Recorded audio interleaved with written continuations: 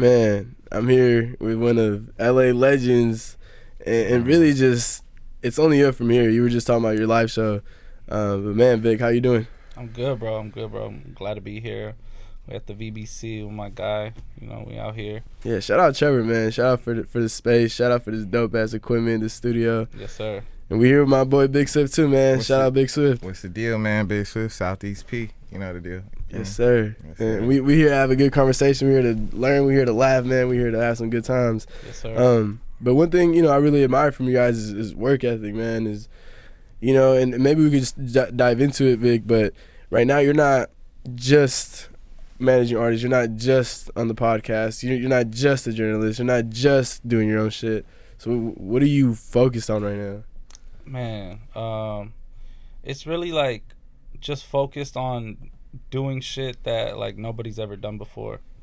Cause like when I take inventory about like my career, I have a hard time thinking about somebody who's like dropped an album with a major label, somebody who's written for like the Fader, written for the Ringer, LA Taco, like these prestigious publications, also works at an independent LA label, and then has like a poppin' podcast. So like if anybody else has done that, like damn, that nigga on his own. Up. That nigga's on his own nuts heavy. Nigga, get off your own dick. God damn. It's no cap. Like when people are like, yo, what do you do? And I'm like, bro, it's a lot of shit. That I nigga do. drove in on You his feel me? ball sack today. So with that, it's like it's I don't want to like be able to just be defined in this way, in this, because if there's podcasters out there that do their thing, shout out to them, but like when it's like, okay, can you write for like a major publication? Can you report on news? Can you do this and do that? It's like, okay, that's where I feel like I could set myself apart. You know what I'm saying? Mm-hmm. Meanwhile, still like A&Ring a project really in the studio with my boy, making hits and shit, like facts. Really working him with whatever he got going on. I just love all this shit, bro. I just really just do what I love. But like if it's something I don't love, something I'm not passionate about, bro, I don't want to do it. Yeah, that's really just it. Vic, give him some thousands of dollars. He'll go party with some reggaeton party. Whatever Vic, whatever Vic want to do that day, like he somehow finds a bag to make it like worth doing, and then that's what I've always like got from him. He's a little older than me, and I've always just looked up to the way he like hustles and motivates. Even back then when we was like not on shit, he was always on shit. Like he was the only nigga with a credit card, only nigga with a debit card. Like he was always on like mentally like on some shit. We was niggas was never on shit. So it's like to have Vic definitely around big motivation and inspiration to see. You feel me? Yeah, I fuck with y'all relationship, man. How long have y'all known each other for? I met him when I was like 17, so I'm like, you feel me? It's probably been like 10 years plus, Yeah. Yeah, probably 18, 8-9 years. Yeah, 8-9 years, because I'm 27. Let me not date myself that old. I'm not that old. I'm fucking, like maybe like 9 years, like 8-9 years. That's cool. For yeah, I was in high school, definitely. Yeah, he was in high school still. For sure. I was just starting out. I just started a college radio show called RoseCranVic Radio at Long Beach City College, and I wanted to have guests on my show, and I started like researching like who's popping. We're from the same city, from Downey, so we started researching, and then I had a little homie who told me, yo, like Big Swift is popping right now in the city, and then I was like, okay, let me look him up. I looked up his SoundCloud and shit.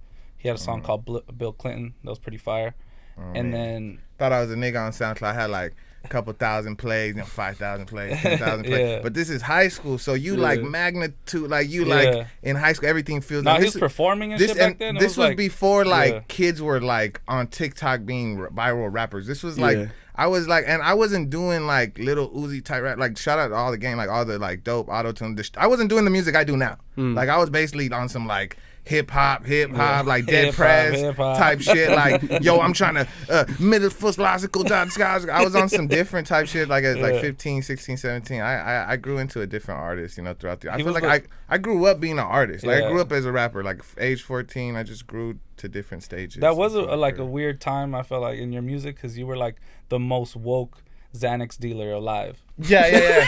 No, don't get me wrong. I was like not like I wasn't like fucking Joey Badass. I wasn't like Joey Badass if he sold Xans. Yeah, weed, for sure. I was like Joey Badass if he was really like a criminal. Top tier, bro. Yeah, like if he was a criminal from LA, I was on that type of vibe. But I definitely had to switch it up around like 17, 18, 19. I had like just like a shroom take, and I just wasn't liking the music. I was like, I wasn't more with bitches. I was like trapping more, and I'm just like, I can't play this like I'm taking hip hop back to where it used to be, and I'm like in the trap house with bitches and homies, and I'm like, they're like just supporting me off the strength because I'm Swift, but I was like, this is not it. Like I had to switch it up. I had to switch the sound, and then. But yeah, I met him. So he came into the radio station at the college. We sat down and did an interview. I made him freestyle for like 3 hours. Terrible beats. And then, terrible beats. I did like terrible freestyle. But I was pretty good at freestyling in the city. He was good at freestyling. Like, people knew me. He would keep going. Like that was impressive in itself. And freestyling is hard, man. Yeah. And I was always that's how I got good at like in the city. Like niggas would know me freestyling, doing all the little bullshit. So like that's how a nigga got like popping like on SoundCloud or like feel me like back in those early days, 2011, 12, 13, 14. Like we met in like 2014. 2014, that was that, and then high school, for sure. And then we just grew a relationship from there. You know, we were just cool. We're from the same city. Me and my little sister, him and my little sister went middle school and high school together. I didn't know that was like his sister. I was like, what? That's the homegirl. So like I know like, small world shit. And then we just stayed in contact ever since. And then we just kept linking up. It was honestly Vic. Just really organic relationship. Yeah, Vic just believed. Look, I'll put it this way: RoseCranVic Avenue was just Vic. It was just Vic in a room, like a tiny ass room. He was like on a computer. That was RoseCranVic Avenue. There was, and at the time in LA, there was nobody popping with like music. We just did. The city just wasn't it. Like all the rappers were already older, already established. You get me? So the new wave of artists, there wasn't shit really around. There wasn't nobody covering it for sure. Like we wanted, like the highest shit we had was like Elevator and all these things, but they were outside of LA. So it's like nothing was in LA covering the city. So when Vic started that, he literally was the first person. Like maybe there's some prior before but like of course but like for the youth that was like actually around the mix of the niggas that were doing it, like I could name drop a bunch of niggas, but like all these niggas, like they could accredit Vic to literally their first write-up, literally the first person putting them on the internet and saying like their picture and making that as an artist makes you as a rapper, bro. Like that shit, like you just a street nigga that makes songs till you start getting publications and fans and shit like that. So it was like what Vic did for the city in like 2014, 2015, throwing shows. He was doing a lot, and it was all out the great. He was paying me. I had I didn't have no. I probably had like 1,000 followers on Instagram, bro. He was paying me $200 to pop out to perform for, and I'm sure he was doing the same thing for Rucci, same thing for all these people. He was like, he was really just a person that was trying to cultivate a scene.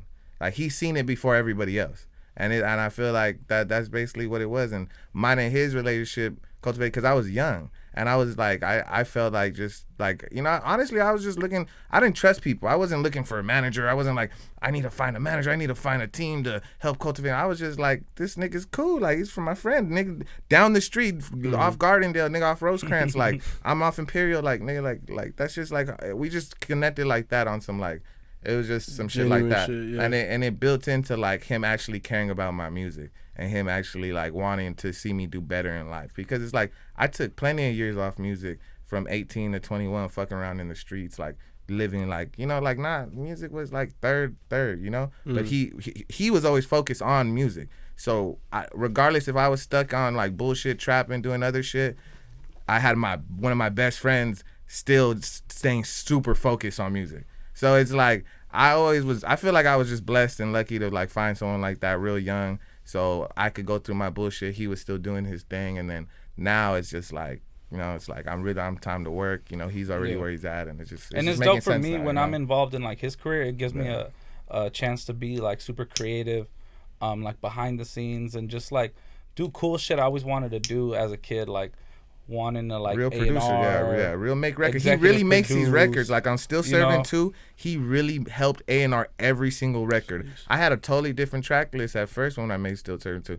We took records on. He told me to add verses. Like he told me a whole record to talk about. Like he got he really A&R'd Still Serving 2, and I feel like all the other records before he helped, we'd get different features, the Bravo feature and the Homie, like a lot of shit. He linked me in with a lot of people early on, so it was like he did things like that. But most recently, this new project that we just did, like he was hands on, and I mean that's why like he has a feature on the last track. That's why he's like No, that's why I'm feeling that it's like our project to me. You know, Yeah. like Still Serving 2 is like my project, but it's definitely our project. He had his hands behind the whole thing. You feel me? Like shit. Probably when it came out, I probably still would have been on my bullshit. You feel me? Like, Damn. So what made you? Because I would honestly say, Vic, I think that's what separates most managers, like that team, like that managing the artist, is you were so hands on. You were actually caring about this guy's career, and at the same time trying to get both of you guys to elevate. So what's going on through your mind while you're doing all that?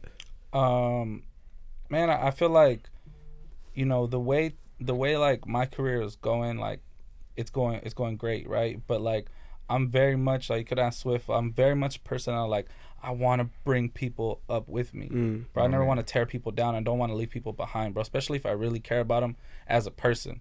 You feel me? Like I really know his mama. Like I really, know his family, bro. Like, you know, bailed this motherfucker out of jail. I mean, not my money, but just like have make calls and shit. He came to court with me. Like, came to court with me. Sat in court with me and my mom and my dad. That shit don't have nothing to do with music, bro. Nothing to do with music. Like this nigga's really been there for me, like in my life. So that's what I'm saying. Like, so it's like, bro, I want to see him win, and I know that he has the ingredients. You feel me? It's all about like the focus, and that's really, I'll tell him real shit that he don't want to hear. I'll be like, bro, like, look, this and this.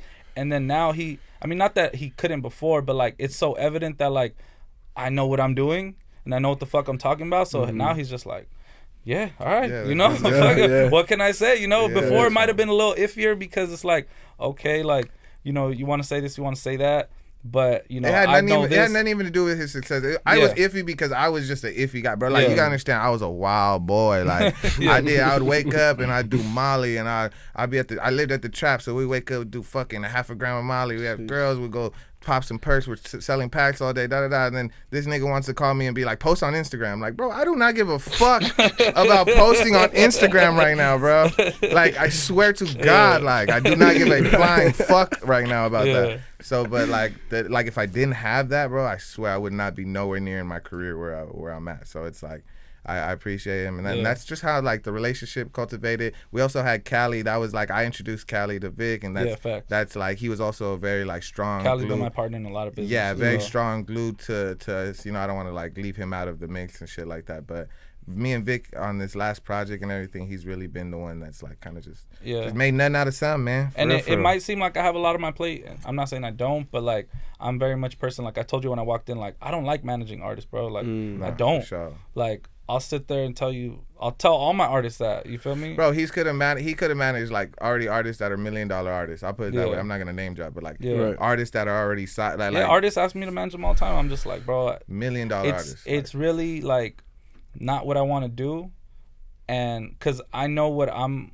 going in my career, and if I don't really give a fuck about you to the highest extent as a person, then like you're just gonna get left on the back burner, and that's not good for either of us. That's gonna impact our relationship long term. Yeah, you know what I'm saying. So it's like even with Swift, there's been times knows when he's gonna do bad business. He's a lazy fuck. Don't get me wrong. There's things I know like okay, let's not ask Vic for this because his brain. I know where his brain is at. You know, like there's definitely different things, different roles, different roles, different strokes, different posts. Pause. Yeah. From Ayo. Pause. But like you feel me? Like the homie definitely comes through any way he can, and like. The more he elevates, he brings me through. At first, the first like years of all the shit, I'm pretty sure people just thought I was his bodyguard, bro. Like I was dropping maybe like 5 songs a year, and it was just like I was just out at every event. And he was like 300 pounds. So. I was bro, for like 400 pounds. I was like 400 pounds. Like bro. I was just like I didn't look like a rapper. I didn't have no chain. I just wore sweatpants. I wore black. Like I was a street nigga. Like bro, wasn't a rapper like that yet. You know, I didn't turn into that shit till.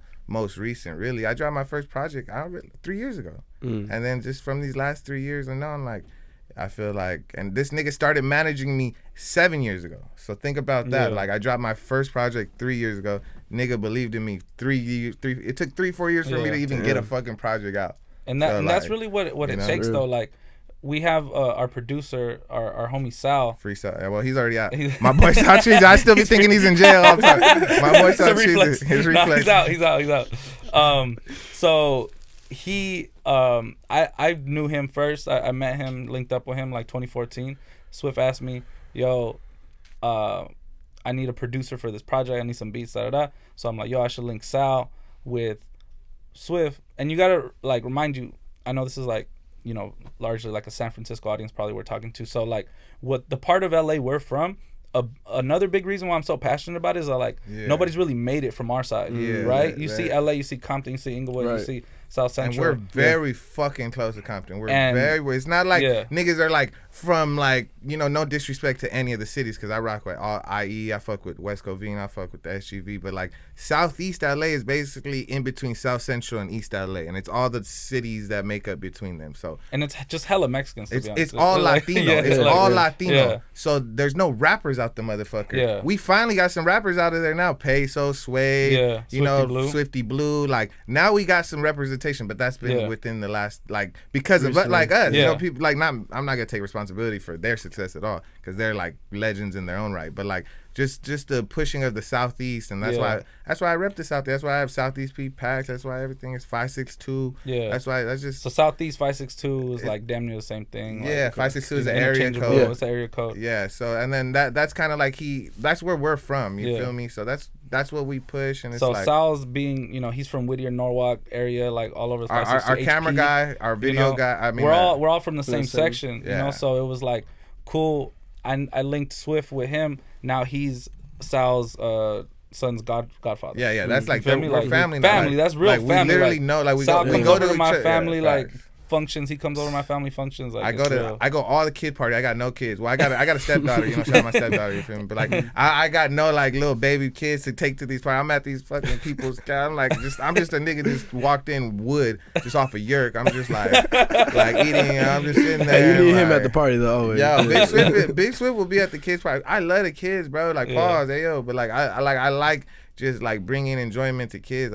Like I like him. You know. Speaking of that, not to cut into present day, but he just gave away like what fucking 100-something toys. Oh yeah, we gave out probably like 30 bikes. Let's talk about that. Yeah, how was that? That shit was fire, man. We did it in Compton this year. We always do. This is my second annual toy drive. When I was a kid, I used to like my mom used to make me go to toy drive because my mom used to help and be a part of organizations and stuff like that when I was younger. So she used to make me go and stand in line with all these kids and fucking from East LA to Compton to everywhere, Paramount, Watts. Like that's where my church was made out of Watts. So like, but like, you know, my church was a hood church. So like sometimes God didn't pay rent that month. So sometimes we used to have to share churches. And like I done went to church and fucking in a hotel room, motels before, in people's houses. Like that's the type of church that we came from. And then my aunt married the pastor, so it was real close tied in. Like my tia married the pastor, so we was real close tied in. It's a black church, but we were the Mexican family in the black church. So it was always like a different vibe. Everybody knows me from there. Everybody knows me from that whole section. So like to see like I haven't been in church some years. My mama still go, my family still go. So for me to come back now and I could give back $1,000 worth of toys, and I could like sit there and like talk to, and it's just a crazy feeling, bro. Like I used to stand in line for the free toys. Like I remember getting a Star Wars. What's the fat nigga that used to spit out green spew back in the days? you know, the fat dude. This is 1999, 2000s, like Star Wars, the Phantom Menace era. Like, bruh, I had the job of the HUD toy. I had the fucking Jar Jar Binks toy. Like, bro, like character toys. Bro, like these are toys I got from standing in line, being one of those kids that were in need. You feel me? And like, I'll never forget that. That's the shit. That's what created the empathy for me, and that's why I've been doing that shit since. I'm not an on-ass rapper. I ain't little baby. I ain't little Uzi nigga. But I'm gonna keep doing shit for my hood, and I'm gonna keep building a legacy. Because when I die, nigga, these records are cool.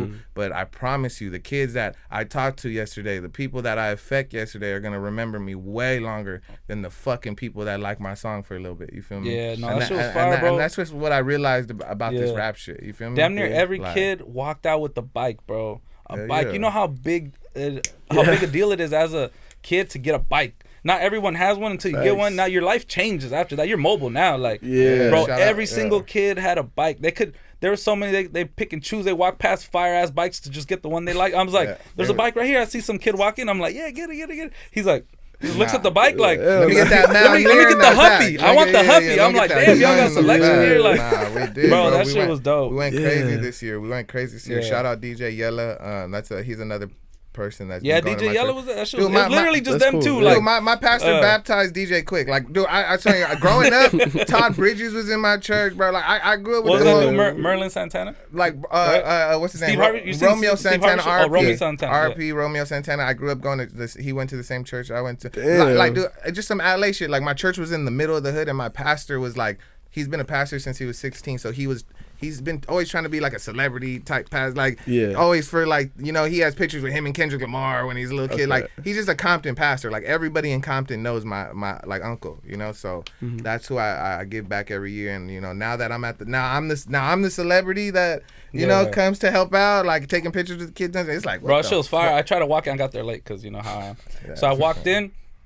No, I couldn't even walk in yet. I was walking in, and then there was just like one security guard outside just like posted.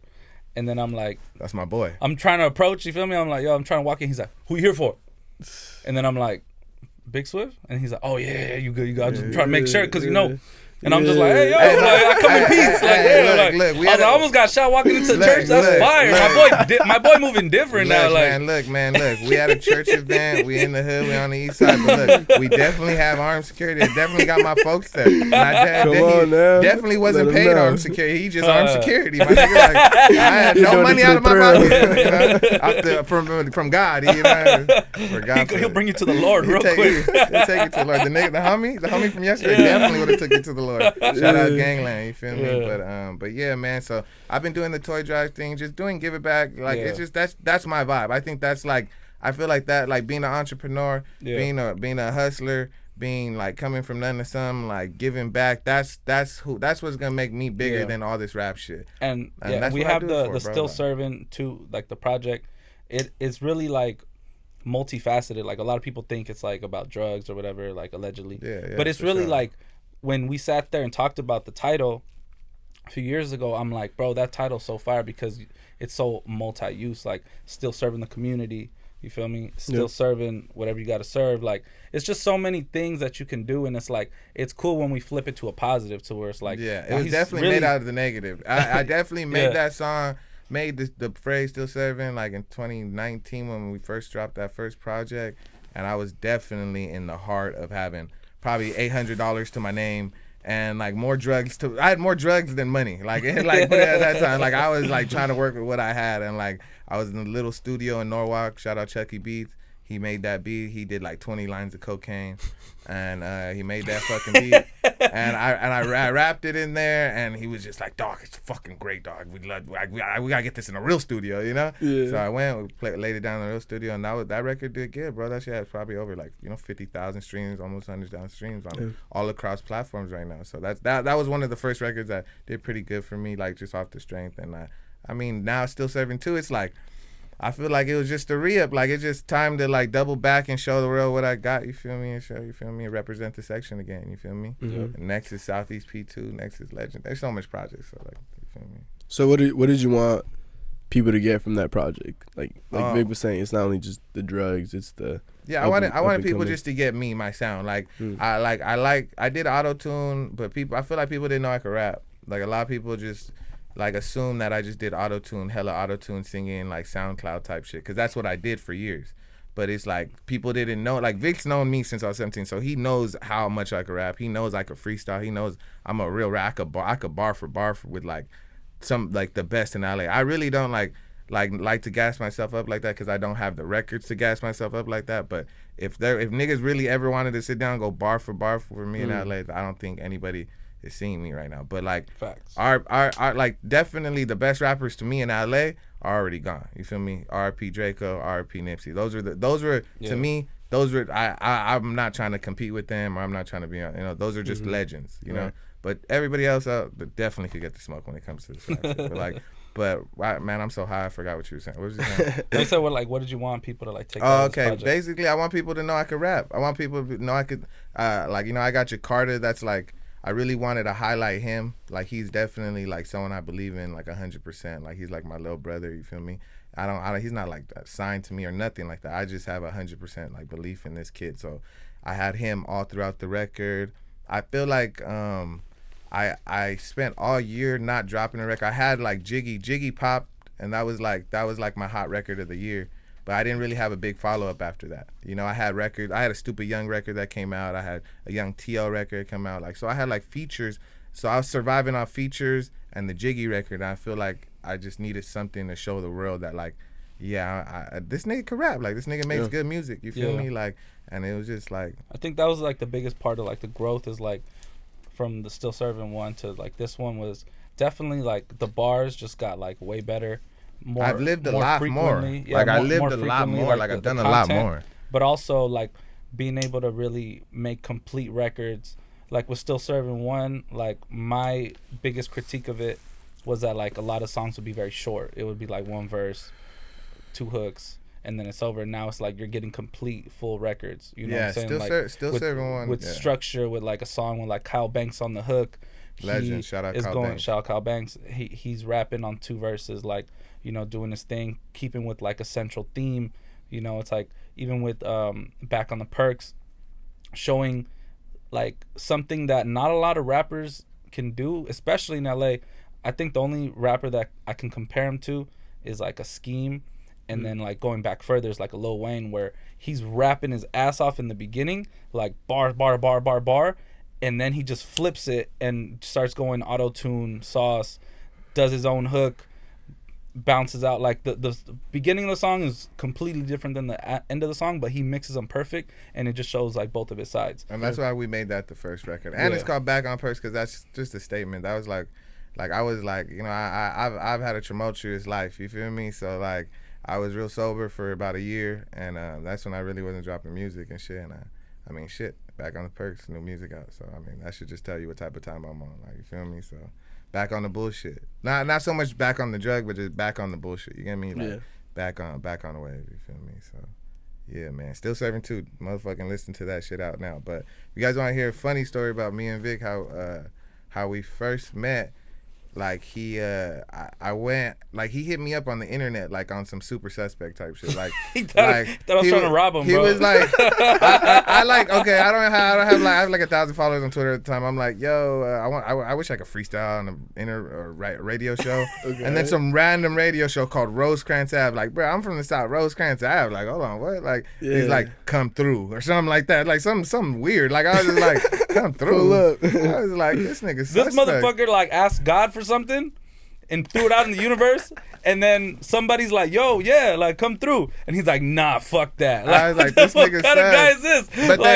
But then I found out his homie. Yo, I really wish I had a water right now. Man, fuck this water. I don't want this shit. Like, that's literally him. Bro, I was like, this nigga sucks. Paranoid, Because one, I'm in high school. Like, who's this grown-ass nigga trying to talk to me? Like, I was 21. But you know, I didn't know. Like, I don't know who this profile is. Just a profile. Yeah. So I'm like, you swear like I had like an egg profile or something. Like, it's just a you just got stabbed. You didn't trust nobody. Yeah, no, facts. I had just gotten stabbed. The fuck that got to do with me? Yeah. I had just gotten stabbed, and I was like very on some, like, I had like X'd out all my homies. Like, I was like hanging out with like one person at the time. Yeah, I was on some weird shit. But yeah, so then but I knew one of his homies, DJ Frankie, which is even the crazier, weirdest guy. Yeah. Shout out DJ Frankie. Without him, me and him probably wouldn't be as close. Yeah. Because I feel like that was like his best friend. Yeah. And like, boom, like free my boy Frank Easy. Yeah, he's not in jail. He's just probably doing some weird shit, like, you know. But like, yeah, like they brought us close, and that's our, like, you feel me? That's how we really got close. A lot of mutual friends. A lot of, you know, we're from the same hood. Yeah, when you're from the same city, it's like, you know, there's a lot of like overlapping things. Well, I don't know, man. I think there's an argument to being from the same city, because I think this, you know, it's easy to have people who have crabs in the bucket mentality. Yeah. That's a fact. But the thing is, nobody is from our shit that is popping. Like, nobody's from Paramount, Downey, Bellflower, Southgate, Linwood, Pico. I could, like, Montebello, like, our neighborhoods, nobody is, like, there's, like, famous Latino artists and doing their thing, you know, but, like, in the hip-hop space. But like, how would we feel? Like, now there is. We got Swifty Blue, we got a lot of people. I never thought about this, but what if there was, like, another camp similar to us in Downey that was, like, doing their thing, and then we, you know, because shit is how it is. We had beef? We would have been like, imagine I would have smoked them niggas. I'd have been in jail right now, nigga. I'd have NBA YoungBoy them niggas. I would have had a different color rags than everybody in LA. Nigga, don't get, you know me, I love war, nigga. My family gangbang. My daddy, my grandpa was a gang member, nigga. I was in my bloody gangbang. I just really just had I just like making music. I was like, man, this shit. But fortunately, there was no like any type of people we had disagreements with that were anybody I had like, and I did have beef in the city. Like, I still got beef in the city. Niggas still don't like me. Fuck them niggas, you know, like you know, but like they're like from either gangs or crews. Like they're not rappers. They're Mexicans. You know, they were Latinos. Like they're not.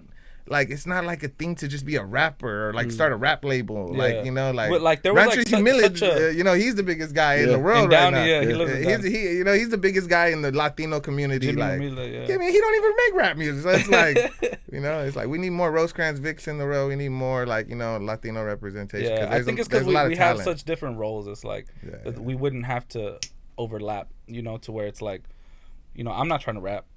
Right. He's not trying to do what I do, so that's why we complement each other. Yeah, really. We complement each other. If he was trying to rap, or if I was trying to do super podcasts, I was like, hey, bro, like, look at my podcast. Hey, look, get on my like. But if we did have any ops, like, that'd be weird.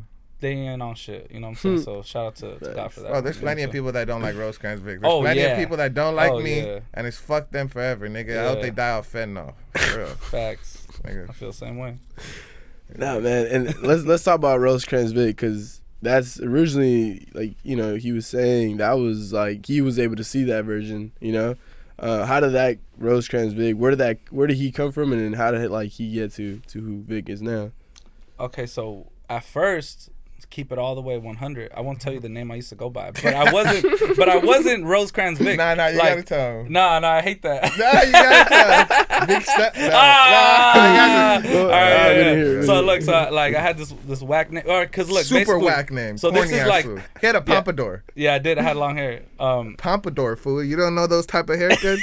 No, what is that? See, this nigga don't even know what a pompadour is. He from the Bay. They all got lineups like. Nigga, because he fly. He gets bitches. He's not worried about niggas with pompadours. I had like a G-Eazy cut, basically. Oh, okay. Yeah. G-Eazy. Yes. Shout out G-Eazy. He fucks a lot of bitches. Yeah. Shout out G-Eazy. So I started out. I just wanted like a blog, because at the time it was like bloggers had names, right?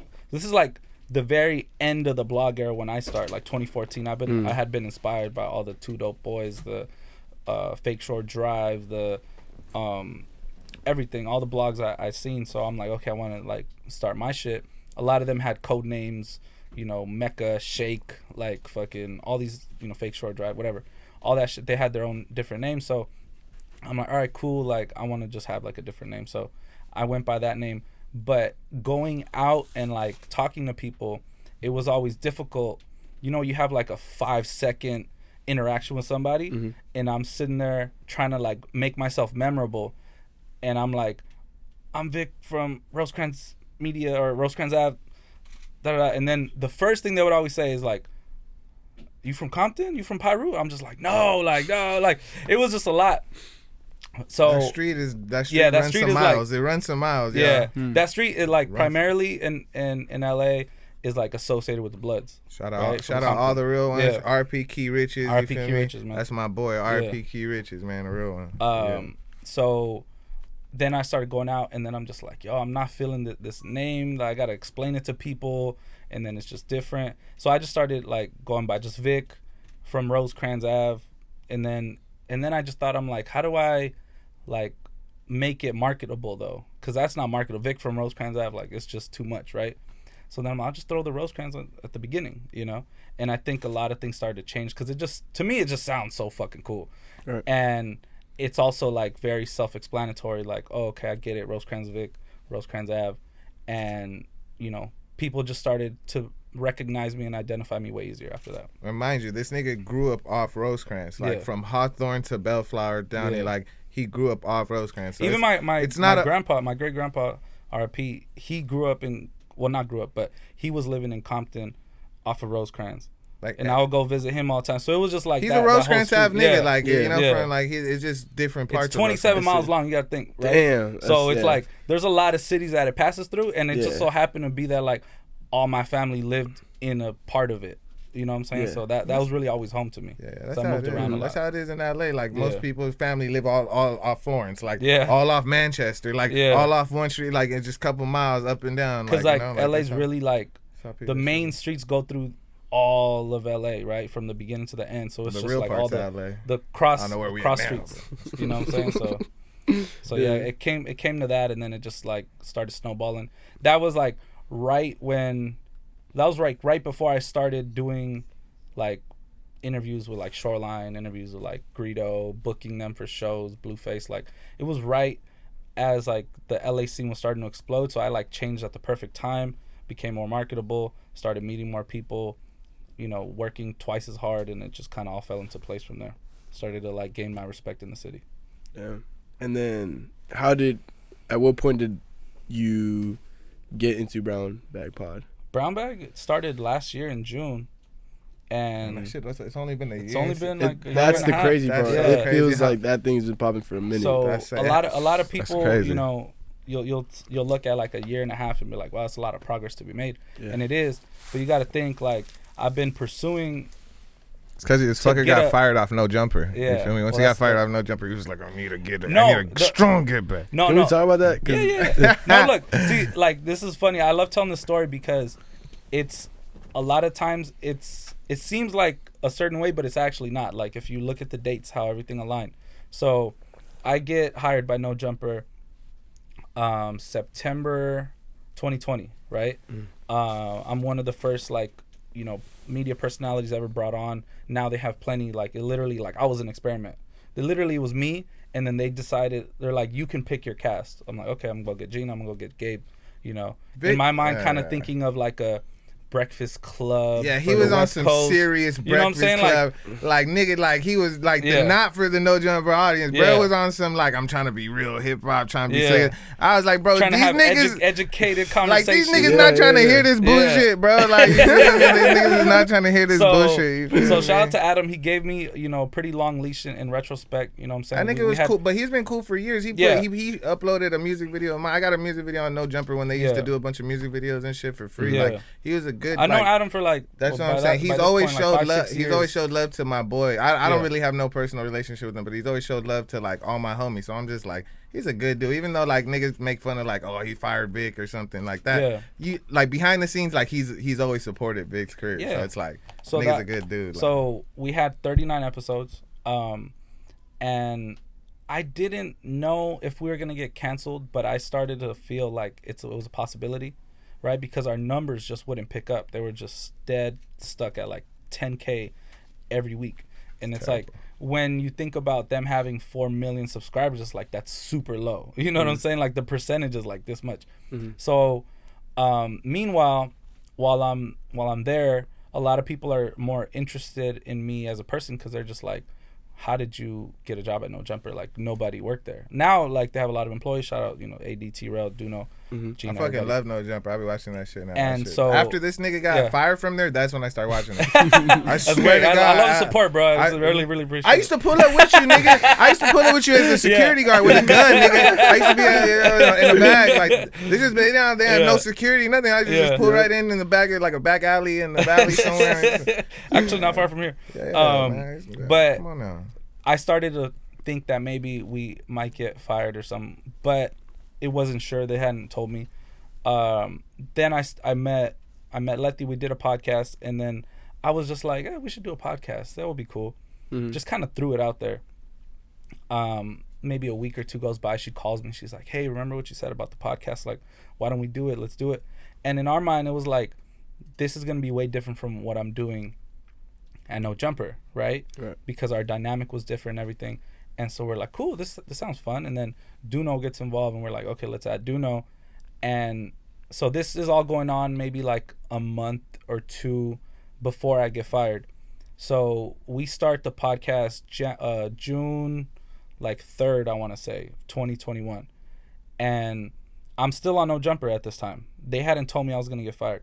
Maybe like 2 weeks go by, and then they sit us down. They're like, hey guys, sorry, but your fucking show sucks. You're gonna get fired. Your fucking show sucks. And then so I talked to Josh and Adam, and I'm like, hey, is it cool if we get like 2 more episodes. And like we That's already had sympathy. You just like we had Can I get 2 more episodes, bro, big dog? because we had Blast and Bino coming on. Like that shit was that shit was so frustrating. You had fire guests. You just bro, I swear to God, it was just too serious of a show. Yeah. You had Draco. You had fire guests, but it was just you. It was just like RP Draco the GOAT. It was just like it was just like too serious. Like I didn't. In retrospect, like I don't watch any of those episodes anymore. Like for enjoyment, for anything. The only one I'll watch again is probably the Draco one. But were you the one with AD, were you watching No Jumper beforehand? I wasn't watching No Jumper before. I would watch music videos. I watched music videos on them. I wasn't watching their podcast. But you gotta realize like I didn't realize what it was about. I feel like I would have gamed you up. But back then it wasn't even as messy, and their audience's appetite for messiness grew exponentially, like week to week. Yeah, because I watched because they started getting like all these viral moments, like they had Black China situation, like they had all this shit, and it just started becoming very like, yo, we want more of this messy. It became like Jerry Springer, you know? Don't disrespect. I watch Jerry Springer too. I watch No Jumper religiously now. Yeah. After you got fired, I watched that shit religiously now, and I'm like, damn, this shit funny as fuck. It's entertaining as fuck. If this nigga, I would have been a co-host on Vic shit if I knew it was in like on some homie shit. He should have been my co-host. If I knew it was on some homie shit, like he would have beat somebody up. He needed like he would have been Almighty first. Shout out Almighty, but like he knows the vibe. Everybody in the city knows the vibe. Like you feel me? So I would have been on like you feel me like. He was just a serious ass, but the thing is, you gotta understand. Like he said, he holds a lot of hats. Yeah. Like he has serious jobs. Like this nigga is PRing for like major artists on major label records. Like this motherfucker has a serious life. So it's not just like on some like trying to do everything for clout. Yeah. He's not a clout chaser. So it's like it was hard for him to get in that mode. Yeah. So like I understand like now that he's doing with the brown bag, it's like it's a way more natural. He's in that bag, like that niche, that Latino, that like. The shit that like makes sense. So it's like, man, to see my boy flourish from that, it's like one door closed, the other one opened up a real big bag, like his own bag, like you feel me? And that was a cool part. Like I'll always appreciate that platform because a lot of the people that started to like take notice of me and shit like that came from the Mad Lately days at No Jumper, and it was like that was like their entry point, but they followed me to Brown Bag. Because I was able to be like, yo, as soon as we're signing off, I'm like, yo, hey, follow me, Brown Bag Podcast. Like, don't forget about me. Thanks. And it was like cool to have that opportunity to like plug myself in. And, you know, obviously the people that hated me, and they, you know, they stayed where they're at. Yeah. But some people came with me, like our editor at Brown Bag. He was like, shout out to Jose. He was a fan watching in Portland, bro. Literally, a fan watching in Portland. He slid into my DM, started making clips. And I'm like, bro, this is fire. Appreciate, you know, towards the end, he started making us clips. And then fast forward now, like he moved out here. He's editing our podcast, like our Brown Bag, and making our clips. Like, bro, our business doesn't move without him. Like, he's killing it. Like, he holds all our secrets on his hard drive somewhere. Yeah, got to treat him great. You feel me? Basically, like, opportunity is opportunity. You know, and like because of that, you know, and then look at Gina. Like, Gina's on Gina Views. Shout out Gina Views to see where she come from. Yeah, like, bro, I've been knowing Gina for years too. Like, and same thing with Gabe. Like, he was doing his thing. He had been like go from Power. I was like, bro, come on the show. Like, you know, let people see you.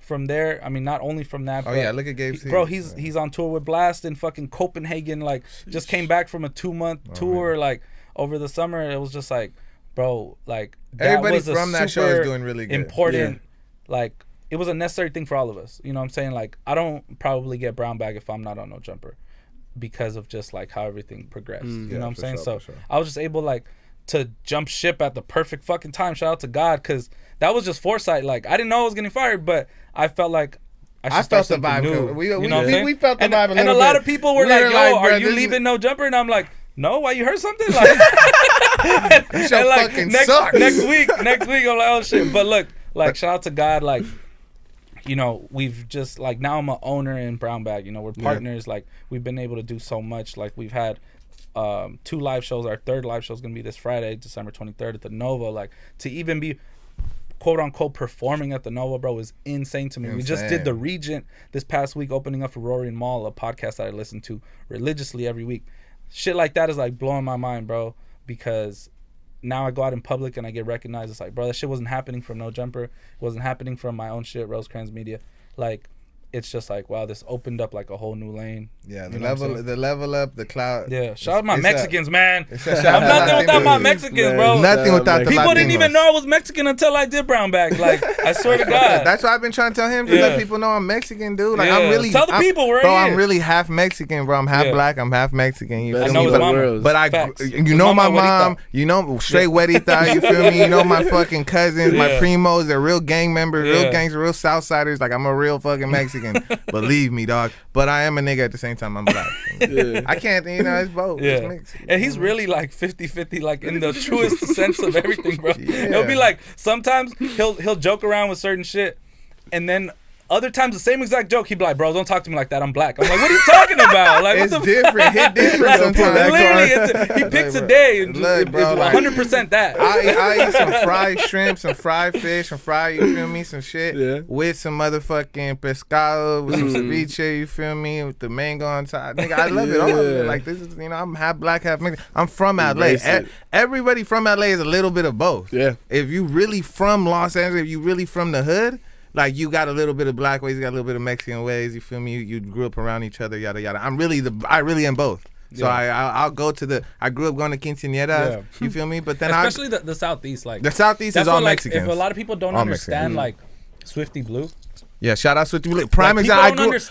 I've known Swifty Blue since high school. You guys have never been to Paramount. It's clear. Yeah. Paramount is full of Mexicans, but their culture is like Paramount. It's hard to describe. There's a lot of black people in Paramount. There's a lot of black people in Paramount, and they get along. Like, they're cool. You feel me? I don't even want to be on those type of politics on this podcast. You know, he'd be going too viral. But shout out my boy Swifty Blue. But I grew up with him forever. It's not too different from Downey, Bellflower. Like, it's bro, just I grew up on the we border. all grew up around each other. Bro. Real on the borderline. And it's a very like niche thing. It's like, bro, like, the Mexicans over there act different than the Mexicans in East Inglewood LA or East LA. Way different than East LA. It's just like, it's a melting pot. Shout out East LA too. Shout out all my East LA Mexicans. For sure. Yeah. But everybody has their own thing. Even when you go to county jail, you're the Southeast, Sela, Nola. They got their own section. So me and Vic, we're, Swifty Blue. Now we have, like, real people from the area that are making noise and doing cool things. So, man, it's a vibe, man. You feel me? Cool. Just kind of push that Southeast shit, like.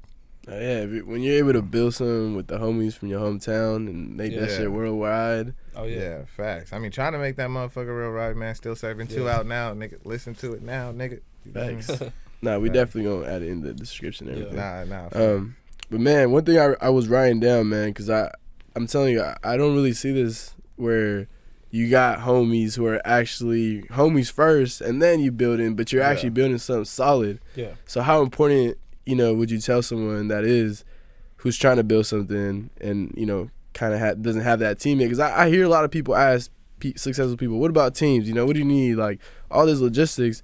But it's like, bro, you just need to be cool with your homie and then shit gonna pop up. That's kind of what I'm getting from y'all. Yeah. So what's your perspective on that? It's definitely been a lot of shit like, oh, fuck, the homie not coming through type shit because it's the homie. Yeah. But at the same time, having that love, like, when you really have a love for somebody will make, like, you look past a lot of shit, and like, if Vic wasn't my homie, we probably would have been stopped working or something through just maybe misunderstanding. You feel me? Like, I've never with your real homies or someone you consider your brother, you never let it get too far. You might have a disagreement. You guys might not talk for whatever weird vibes, but you don't let it get too far because that's your brother. You won't let no one else say nothing about him because that's your brother. Yeah. And that's kind of the energy me and him have, me and Callie have, and all that type of shit. Me, Sal, Marcos, that the team we have. Like, it's like we could talk our little shit between each other, but I'm not gonna let somebody else go and talk crazy about Vic. And I think we're just lucky because, like, on some lucky like, shit. Whenever many people ask me, like, yo, like, how do you? Because everybody says industry's fake and this and that, like, people switch teams all day, and I'm just like, really? Honestly, like, I'm a very untrustworthy person. So is he. Like, we don't trust people, right? So it took a long time to build. I feel like we're trustworthy people, but we don't trust people. Yeah, whatever. Yeah, that was a crazy. Yeah, I'm not trustworthy. I'm untrustworthy. Your ass. I'm a trustworthy nigga, man. No, like, I don't trust a lot of people, right? So, we just got lucky to, like, link up. and never do each other dirty over no bread. Never. I just feel like we met each other when we didn't have shit. Yeah. And then like we gradually got shit, and then like everybody kind of was getting. Nobody ever wants to get left behind, bro. Yeah, and that's the thing is like rising tides like lift water or whatever the fuck. I always respected them as my older homies. Like, I met these niggas when I was like still fucking leaving high school. Like I was still like, you know, like, and I was like, I didn't go to a regular high school. I went to a continuation high school. It was a super bad kid high school. So I was like ditching. I used to fucking have my other manager Callie pick me up and be like, hey, he didn't even know I'd be ditching in his car. Like, hey, security coming jumping away. Yeah, I've known these niggas since I was a little boy. So like for them to still be around and help me grow into the man I am now, and like the responsibilities I have now, and the shit that I do for the community and the shit that I do for my family and myself is just like, it's just like it would be fucked up to try to do that, create that with someone else just for money. Yeah, you feel me? Like, and don't get me wrong, anybody else we add to the team, we just gonna add them to the team. Yeah, we don't have to cut. Like I learned, like just like we learned, we don't have to cut people off if we need to add something. Let's say if he's lacking some, because Vic can't do it all, I can't do it all. Like if something's lacking some, okay, let's go hire somebody. Let's go hire somebody to organize the books and send some emails out. And if we really can't do it, like if it's too much on everybody's task, let's hire somebody. And I think that's just knowing everybody's strengths and weaknesses. And it is about having a team. It is about having homies. But I think we're just like kind of like a weird special connection of like, yeah, you know, I think we like the biggest thing is like we understand each other. Yeah. So like you said, like there could be things that can get in between or whatever. But like if he's going through shit, I'm going through shit. Like we know each other well enough that we know it's like he's just going through something. It's nothing personal. When you don't know people, you don't just think somebody's on some fuck shit. Fuck like, this nigga. He's like, a lame. He's probably hated on me since the day one. Yeah, fucking like, weirdo. You know? Like he knows what time. He knows if I'm not answering calls, it's probably I'm on a fucking drug bender, depressed about something happening. Simping. Yeah, probably simping in my girlfriend. Maybe I'm just with my girlfriend locked in the house. Maybe I'm with my girlfriend locked in the house for 3 days. And he knows that like, you know, I'm his manager. We're gonna like do everything. I'm gonna look out for him. But if it's a bitch like right in front of me, especially when I haven't cracked before or something, they're like, it's like, yo, like, bro, we'll be at my own show. We'll be at his show. We'll be a RoseCran show. I'm putting for where's Vic at? Man, I gotta get the DJ to host it. Where's Vic? And Vic is just making out in the background. It's like, he is a sick man. But he knows me enough by now that like I'm not taking that personal. Yeah, he's just like, well, this is Vic. Like this is like what comes with you know, Vic being my manager. You feel me? Like it's nothing personal, nothing like, you know, it's like, so it's just like exactly just knowing each other's strengths and like being real brothers to each other. Like, I got this nigga back. If I stopped making music today and just wanted to fucking sell coke and fucking live on a beach all day, I know I could FaceTime this nigga and he'd still be happy with me. You feel me? Like, and I already know he's still gonna be a fucking Mexican ass Mario Lopez / Joe Rogan. You feel me? So it's like, dude, it's all good. Like, you feel me? But we gonna still push this music and this podcast shit and everything and just help each other as much as possible. You feel me? Facts. So where do y'all see yourselves together and individually? Let me start with you, Big Swift. Like, where do you see yourself? You dropped this project on Friday, right? Yeah, I just dropped this project this Friday. You feel me? That shit was a hell of a shit to drop. But yeah, I dropped it. It features the song Jiggy on it. It got the homie Kyle Bangs, 32's on there, 22 G-Phase on there, Siete Gang Yabby's on there, Jakarta Slim's on there, my brother. He's on there like 3-4 times. You feel me? And then that's Duno's real like close best friend, you feel me? And like that's how we're all tapped in, you know, like even Duno, like I'm real close with that nigga, like that's like my bro, like all these niggas, like we're really homies, like really call these niggas to hang out. Really caught fades with people. I've really been with Duno. I've really been with Duno and had to almost kill a nigga for Duno, like beat a nigga ass, had a nigga stomping out a nigga street because niggas trying to gangbang on Duno, like bro, like these are like my real homies. So it's like to see where they're at doing, you know, we just got to focus on. So I mean, arrange me. What was you saying again? Because I'm high. he said, where do you see yourself? In, where do I see myself, man? 5 years. Especially my bad, because right now you just said you had a bunch of other artists on the project too. So was that like on purpose? Yeah, it was on purpose. I definitely wanted to cultivate just like the sounds, and I was like, I feel like I know how to melodize, I know how to sing, but I don't need to sing so much. And I feel like I have Jakarta, I have dope ass singers. I'm a musician. I could bring records together. You know, I have people like Vic. We could make records. You know, I don't have to be the main vocalist. So right now, I'm just focusing on that. And my next album is gonna be a pure rap album, because that's really what I want to get into. Just letting niggas know I got bars and I talk shit, because that's really I'm a shit talker. That's really all I do. That's really what I focus on every morning. That's what my daddy installed on me. My daddy was a hater. His granddaddy was a hater. And his great granddaddy was a hater. I could shit talk. I could look at a nigga outfit and be like, this nigga, bro. I remember, you know, like that's just in me, bro. You know, but like, you know, obviously I turn it into love and positivity, into music and stuff like that, and not just being angry all day. You feel me? Because I could easily just be angry all day type nigga. You feel me? But next 5 years, bro, I basically see myself just keep doing this shit, rocking more ice, being more of a nigga. I'll be in the next 5 years, I'll be like barely entering my 30s. You feel me? I'll be 30 years old. I'll be like probably looking like I swear Vezo somewhere, just ducked off, mad chains. You feel me? Like having mad businesses and shit like that. Maybe, just keep doing the same shit. You feel me? Like same rap shit. You feel me? Hopefully, like by that time we got some real like plaques on the wall, some real like numbers on the wall. We're more than likely, unless, you know, substantial offers like change this, like we're probably going down the independent route. We're staying independent. Like we're staying independent, and we're gonna go that, like, as you see like a Larry June, as you see like somebody who doesn't rely solely on music, because as long as I've known him, he's always done music on the side. He knows how to get money. He knows how to start businesses. His whole family's entrepreneurs. Like, bro, just put it this way. Every rapper, producer that gets like thrown in jail, that knows him or knows him like sort of, is gonna call him. I could get you out of jail. His family's bail bonds people. There's a lot of shit. There's a lot of shit. You know what I'm saying? So it's like not even just.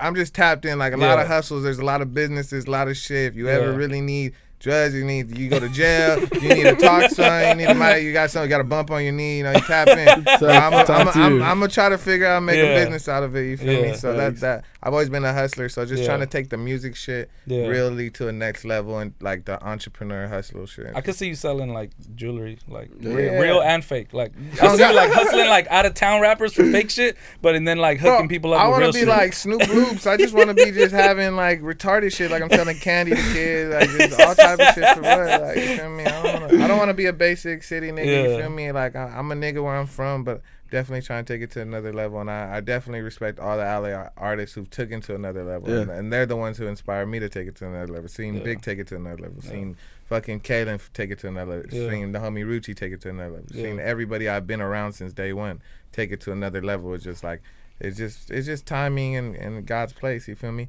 I was a lot younger than everybody that I was around, you feel me? I was around a lot of older niggas and the older generation, the shoreline generation of hip hop, but I was like 3-4 years younger than these niggas.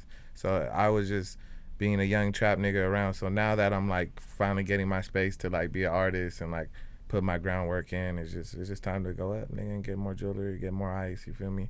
Get more shit for my bitch, you feel me? Take more trips to Dubai, nigga. And that's it, nigga. Just do more fly shit, nigga. That's right. Yeah, next 5 years for sure. Yep. Thanks. So and let me ask you, Vic, because I know you're in the culture a lot. So do you see that route of independent artists bigger, like that opportunity bigger now more than ever? Yeah, because like I've been fortunate enough to work with like these labels, these major labels, right? Like I've worked with Atlantic, I've worked with Alamo, Def Jam. Like I've been, you know, hired by these companies to help their artists that, to be honest, they don't know what the fuck to do with. And they're obviously, I'm not like to the level yet where I'm working with like a, you know, fucking on with the major artists, like with the Lil Durks and the, you know, artists like that, shout out, you know, Smirk. Like it's like they hire me for their artists that are the lower tier artists that they're trying to figure out what to do with, right? And bro, they don't be knowing shit, and they don't really be giving a fuck. Damn. To be honest, like, and it surprises me, like they don't put too many resources behind the lower tier artists. So if you're not at that top level, and usually it doesn't happen where you enter as like a low tier artist and then you end on a high note, you feel me? Like most artists, major artists, they had bidding wars from the jump, so they were a priority from day one. It's so like being in the NBA, like, you know, like hot if nigga, you're not a top 10 pick like a from big the name. start, bro, it hardly ever happens to where you work your way up the system. Like there is few instances where that happens, but if you're not, you know, like a number one, like top 10 draft pick, bro, like you should probably stay independent, own your masters. Don't be, you know, beholden to a label who decides to drop your shit at the very like most inconvenient time when all their employees are off. You feel me? Like, you'd be the hottest nigga in your hood. Yeah, you know, like, you went viral. You had the record. You got the label deal, but now you can't drop when you can. So your ideas or creativity is not being as cool as inconsistent. And how you supposed to eat, bro? Like if you don't have a hustle, like you get the this music shit is really for it's gonna put you behind the 8 ball. You feel me? So it's like, if we're not entering on those terms, me with that knowledge of like, bro, I would never want to get him signed to a label just because, or just to say that like, oh, we're with Def Jam, but just so this nigga could get a little bag. Yeah, we got a $50,000 budget. Like, you know, like, bro, that shit don't matter, you know? Bro. Like at the end of the day, like they have hundreds of artists, bro. And if you're not a priority, then you shouldn't probably be there. Yeah, and I think me and Vic's always just installed in me like, let's build our own value, let's build our own self-worth, let's build it up to the point where you could be the biggest independent artist you could be. Yeah. And then if you hit a glass ceiling, then it's time to take it to another level. But till then, you keep working. And I've always felt that way since I hustle. You know, I always hustled doing multiple shit. So it's like doing the rap shit that's just another hustle. You feel me? And I practice what I preach. Like I've told him, I've had discussions with him about like the shit I've turned down personally, bro. Like I've turned down more money than I got, and that's a lot. A company, a large DSP company, like made a substantial offer to my podcast, and we declined it, bro, because it wasn't like that advantageous to us in the long run. You feel me? So it's like, I practice what I preach. I'm not just gonna jump at every bag if it's not right. It might sound good. It might be like, oh shit, Vic got to deal with this, and you know it's crazy. Vic will go more opportunity than bag. If he sees a bigger opportunity in something, he'll go way harder. He'll be like, oh, do this. This shit is crazy. This shit. Even doing this podcast, he was like, bro, these niggas from the Bay, you got to tap in with da-da-da, like, da-da-da. Like, he's more opportune. Like, he sees more, like value in like, I'm telling you, a visionary, like, future shit. Like, not to be on my boy shit like that, but he really sees shit for the future. Like, bro, even with No Jumper, like at the time when I started, I was getting paid. But this was like at the height of like the PPP, you know, all that shit, bro. I was getting chicken off of like promo for artists, PR, all this shit, bro. Everybody had money. They all bringing it to me. I'm getting terrible paid. Rappers are just so like, they're just paying me. Yo, you promote my project. Da, da, da. I see Vic post a nigga, and I'm like, oh, I know he got some chicken. You feel me? Terrible nigga. It's hard out here. You feel me? So look, I had all this shit lined up, and in reality, like, you know, I won't disclose how much No Jumper was paying me, but it was probably the thing I was getting paid from the least, right? But I was okay with it because I'm like, it's a great opportunity, you know, and I'm not doing it for free. Yeah, but to be honest, like crazy. The brown bag shit is like, bro, we don't get super paid off of that yet, but we have so much value. You feel me? Like, it's worth it. Like, everybody knows how much. Fuck that. You guys get bags off that shit. No, we all compared to the what's coming. No. These niggas still get back. Like, no, these niggas are doing the Novo. You don't think they're getting a bag for doing that? I mean, these niggas are doing the. I'm saying more so like niggas be at Picolandia doing pop up. These niggas get bags. We get bags for like our appearances and like live shows, of course. You know what I'm saying? Like, you know, those are every few months. But it's just like, bro, we're okay with building this value. We're not taking every bag for any ad on brown bag. Like, we'll take a few here and there, like if it makes sense and aligns with our brand, but we're not gonna just promote like Joe Schmo's Chicken Shack, you know, that's why like you say chicken? I don't know. Come on, bro. What? Joe Schmo's Chicken Shack? Respect, bro. I'm half black, bro. Here we go. Disrespect some white people shit, bro. Like, Joe Schmo is not a white person? Joe Schmo doesn't know Chicken Shack, dude. Chicken Shack is like some hood shit, and that, you know. Anyways, I get you. Joe's fucking. We see what side of the bed he woke up on today. Yeah. So we don't just take every bag that comes to us. You know what I'm saying? Like, we're very selective. Is my main point, right? So, you know, it is what it is. Like, I don't mind just keeping our shit pure until the right opportunity arises. You know what I'm saying? Yeah.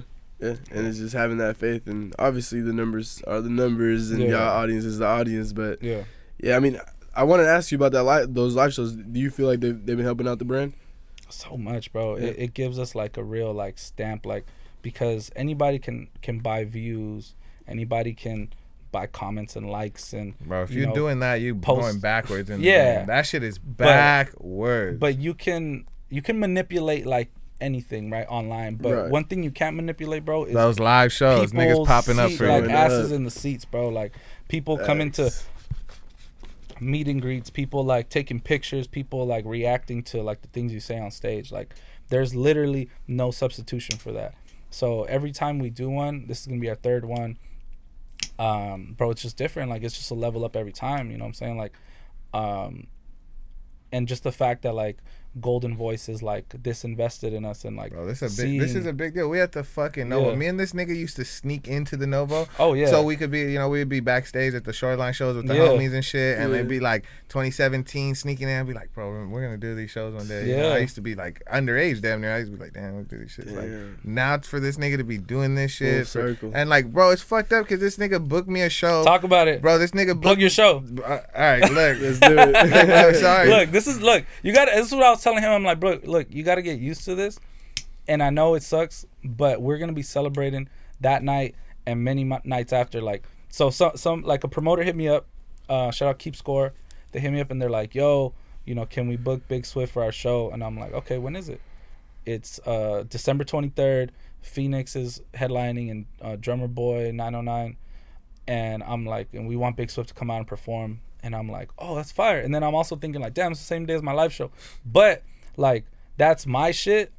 And then also it's like an hour away. And I'm like, he has a project to promote. Like, I wish I could be there. Right. But this is the type of homie I am. I'm like, bro, fuck this show, bro. I'm trying to pull up my boy at the Novo. And I appreciate it. We about to be backstage. But you're also a rapper. Yeah, I gotta remember. You're not, you know, we're not just homies. Like, you're also a rapper. Your own wealth. And it's like a good opportunity. No, it's a great opportunity. You know, shout out the gang. Shout out Keep Score. I'm not trying to fuck up no bag. Shout out them. Shout out everybody. But I'm just saying, like, man. And again, that's opportunity because, you know, I'm talking to him and, you know, we're having conversations. He's like, yeah, like, he's like, I know this is kind of last minute. It was a few weeks ago. They booked us, but he's like, we want to do more shit with Swift. You know what I'm saying? Like, we're fans of him and shit.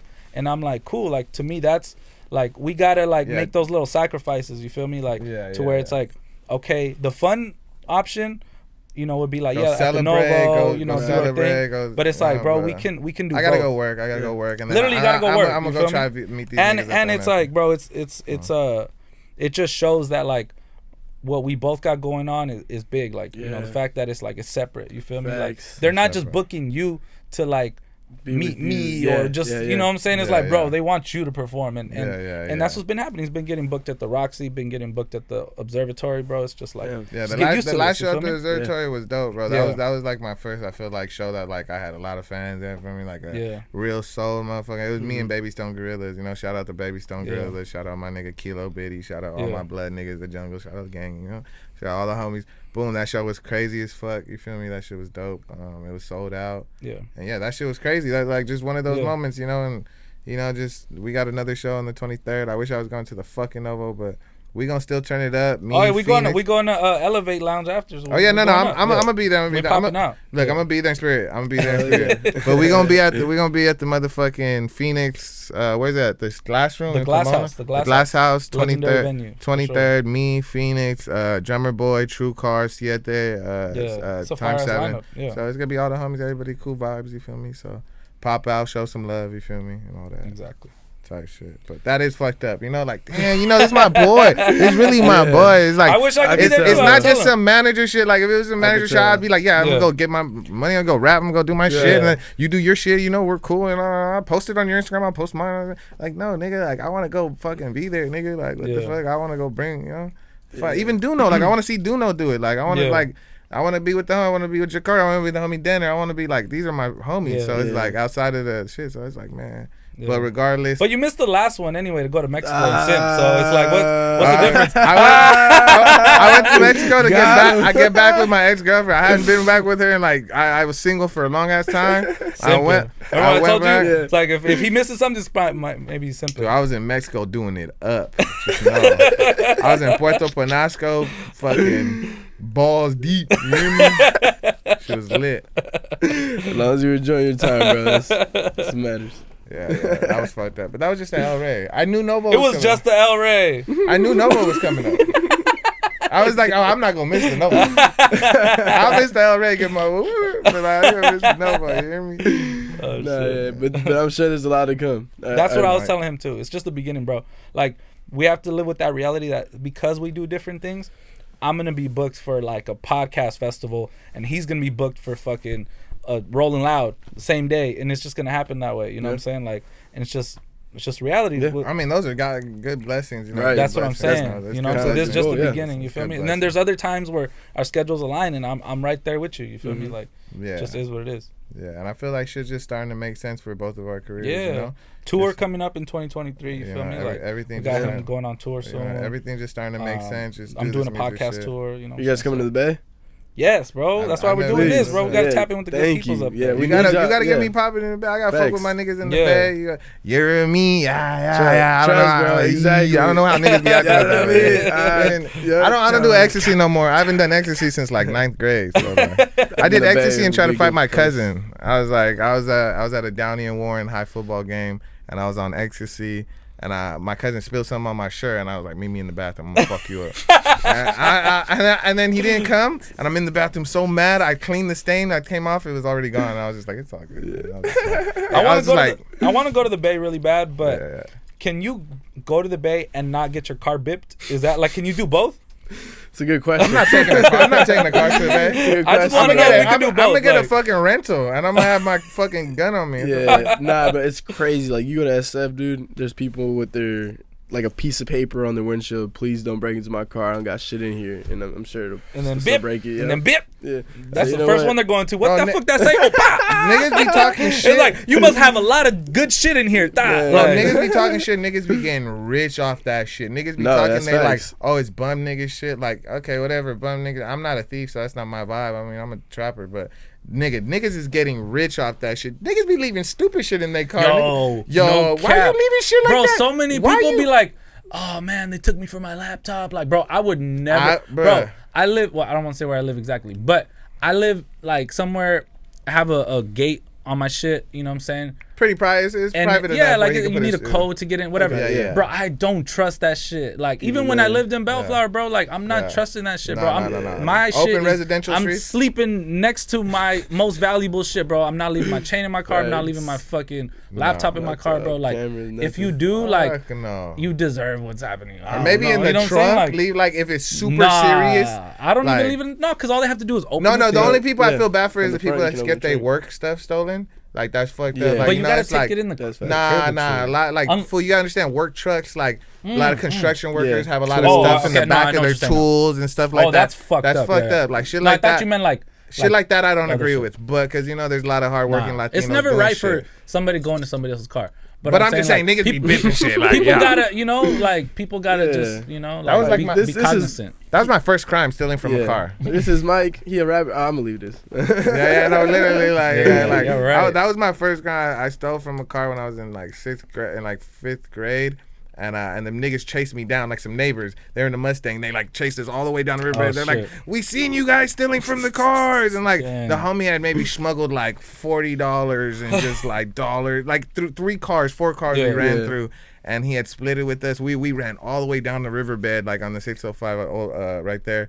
And we just sat right there, split probably like $7. I told my mom I was at the East Middle School football game. I was like, I'm watching. She's like, I'm on my way. I'm like, fuck. Now I gotta get back. And I was like making sure the Mustang wasn't around. I was like trying to walk the back streets and shit. And like, I remember again, she was just like, how's your day? I was like, good day. You know, I had a good day. Hit my first jug, you feel me? But after that, I was like, I'm not I wasn't a good thief. When you break into cars and like houses and shit, you gotta know what the fuck the value of everything is, right? Yeah. It's like a lot of people are like taking jewelry, taking chains, like selling it for like nowhere near the amount that it's worth, bro. Like, makes it so like anti like bro, it's just you're wasting everybody's time at this point, bro. Like don't fucking sell my chain for a band, bro. It's worth way more. Like, I swear to God, like, you're not touching my chain. We're not even having that combo. But like, I'm gonna put it this way, like I rather you bip a car than try to like strip my neck and kill me. I lay on some weird shit. So like, babe, cool. Take some shit from the whip, but like, don't try to defame me and to take my shit and make me look crazy, bitch. I'm gonna kill you and we both gonna die. Like, bitch, it's just gonna be weak as fuck. Like, you know what I mean? No, but yeah. So you said 2023, that's happening. Yeah, we gotta make it work. Tour, you feel me? Everything, you know. His tour, my tour. Yep. You feel me? No, let's do it, man. If y'all need anything, need to talk to anyone or anything, you know, just let me know. I'll do whatever I can. We gotta rock a show up there. For sure, in the Bay. I never been to the Bay. I want to fuck some Bay bitches, you know, excuse me, you know, my girlfriend. You never been up there? No, I've never been to the Bay. I've been to a lot of places. I went to Rolling Loud Loud faces. 2019 out there in the Bay. Yeah. That was dope. It's always so far. And it's like still Oakland. in California, so I don't get no clout off going. It's like Honest, it's like 8 hours, and it's like I'm still in California. It's like, bitch, I might as well just go to New York. Like, bitch, we gonna go 8 hours somewhere. Like, bitch, like I went. But I fuck with the Bay, man. To meet with Empire, like before we got signed. That was like. Oh yeah, that's fire. That was also 2019. But that was San Francisco, and I gotta go back. I gotta have a good time in San Francisco because the last time I went, I had a terrible time. Cause like, I feel like you need a manual to like understand San Francisco, bro. We just went off of like, they called us. They're like, yo, can you meet here at 2 p.m. today? And we're like, I'm at his fucking album release party on the rooftop in Beverly Hills. And they're like, yo, come meet us tomorrow, 2 p.m. We're going to sign you as artists. And I'm like, I'm a journalist, but let's go. Like, you feel me? And so we go. Got a first little bag, got the first little label bag for the gang. So we were like, we go and we're trying to, we literally do it overnight. Like we drive the whole night, then we try to cross the bridge, and then they're like, yo, it's $20. Yeah. And then I'm like, literally, we didn't bring cash, so we're like, oh, here's a card, you know? Yeah. They're like, no, it's cash only. Yeah. And I'm like, niggas were bro, like, out I'm like, yo, I'm not. Niggas were terrible I'm not to travel from here. with. You feel me? I'm like, yo, these showing them my license. Showing them my license, like, yo, look, you see this? Like, this is nowhere around here, bro. We just came, and then they were like, and we have our card, like, you know, like, money, or can you just like let it slide this one time, bro? We're not from here. Right. And they're like, nah, it's okay, bro. We'll just give you a ticket. You'll see it in the mail. I'm like, the fuck kind of city is this, bro? Like, no slidesies. Like, damn, bro, they're getting every dollar.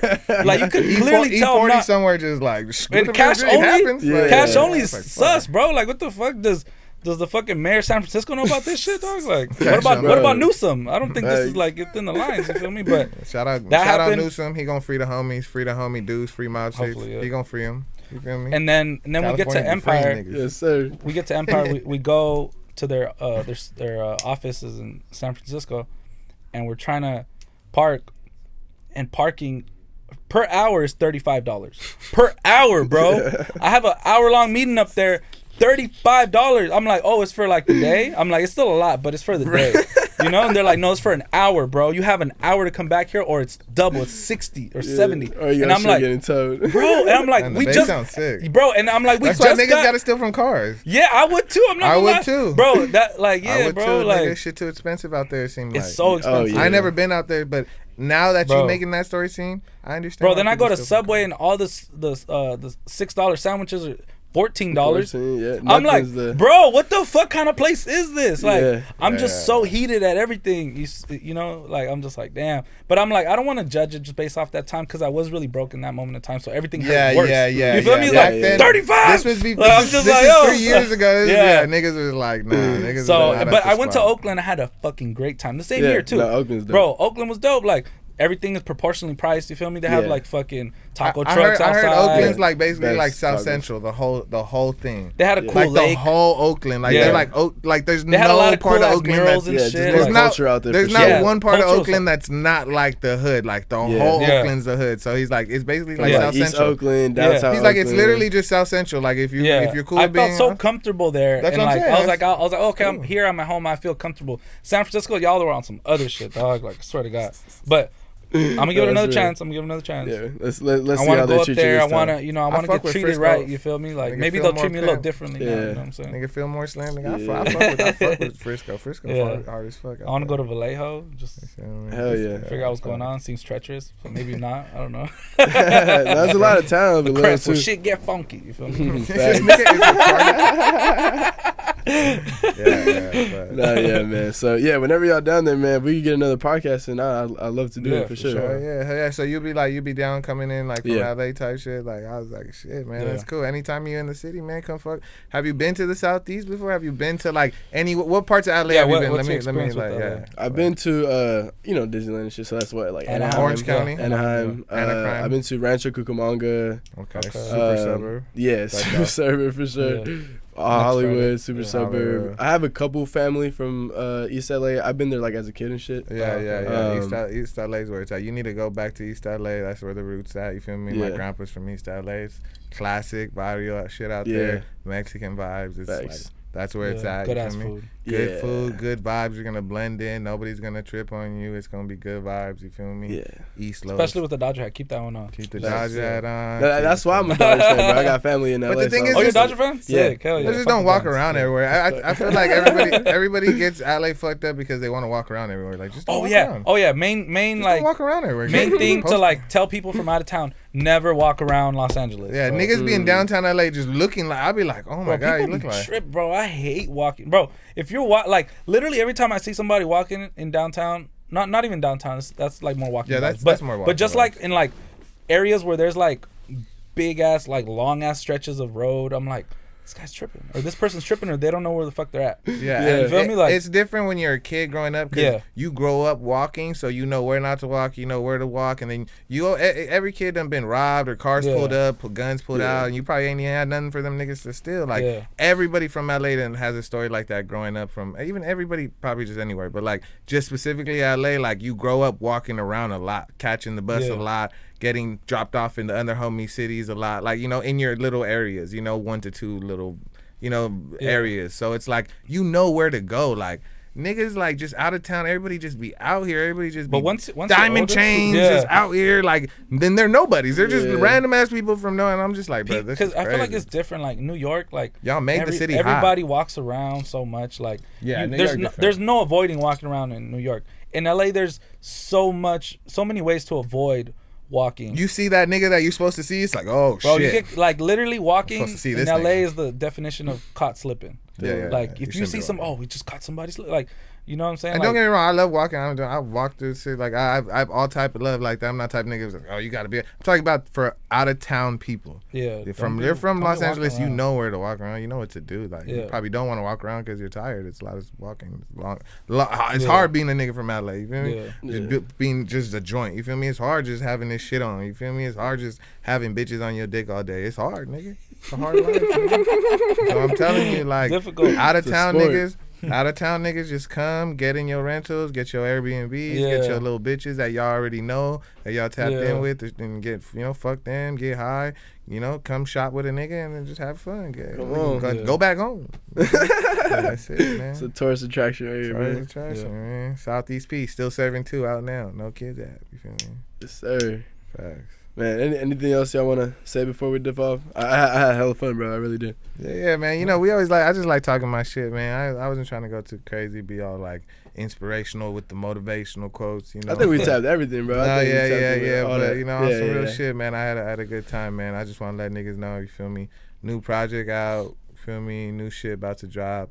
Shout out my nigga Vic, always holding a nigga down. Shout out fucking Marco. Shout out South Treasy. Shout out all my niggas. Shout out, feel me? Everybody that worked on this project, Turbo, everybody. So, yeah, free my homie Mob 6. Yeah. Yes, sir. Just check out Still Serving 2. You feel me? And let me know y'all really opinion. Like I want y'all Yeah. opinion. I want the homie opinion. I want Yeah. like, everybody opinion. Just like actually listen to it. Like, Yeah. that shit sound good. Like, Yeah. shit hard. This nigga rappers. This nigga's talking some shit on this bitch. You feel me? Facts. I mean, Nah, we gonna play that on the way back to the base, so Fire. we'll let you know. Facts. Yeah, just that. Check out the Brown Bag podcast. Check out the RoseCranVic podcast. What else? Check out the shit I just wrote for The Ringer, the 101 best LA songs of all time. Fire. I gotta check that out. Yeah, just I don't know. It's it's RoseCranVic. You see the blue check, bitch. You see the blue Mark check? Zuckerberg know me. You feel me? Playing, man. Quit fucking playing with my guy. Nah, Shout out yeah. you, man. I appreciate Yeah, this. shout It's out, love, yeah, man. It's yeah. love. It really is. If anything, we were just talking about with Trevor, man. Like some staple got to come out of the Bay, and have like that conjunction with LA, and Yeah, that's what we were working for. We're not there yet, but yeah. shit, I'm working. And I love the Bay overall. You feel me? Nigga, the Like, Bay music is so Yeah. much harder than LA music. Not to be like that, like, cause I'm an LA nigga. But the Bay is so fucking like. y'all got a lot of Even like, the Bay, dope the independent Stockton, like, artists. bro, Yeah. I was slapping Young Yeah. Slowby shit for years. I've been slapping Brisk, R.I.P. man. RP, all the goes, like, EBK, I be, Young Jock, EBK, Young Jock. I got Yeah. a record with, bro. I be Yeah. fucking fucking with all like I listen to all that music out there. Yeah. Young T.O., the homie. Young T.O., the homie I got a record with, bro. It's on Still Serving too. You feel me? Mm-hmm. So I fuck with the Bay, nigga. We're definitely gonna be up there. Just gotta fuck with. We had an offer to go up there for the podcast, but I don't know if we're gonna take that. But we definitely gonna double back and like make it official to go out there. And the homie Rucci was just telling me, man, the Bay's sick. He was just telling me, like, you got to go to the Bay. I think y'all have a good time. I was just with him. Yeah. He just told me I got to go to the Bay. So, yeah, I definitely want to go to the Bay. Facts. So, for sure. Most definitely. Yes, sir. So, Neighborhood Heroes, man. We here with Vic and Big Swift. Appreciate y'all. Yeah, man. Yes, Southeast P. Come on. Yeah. Yes.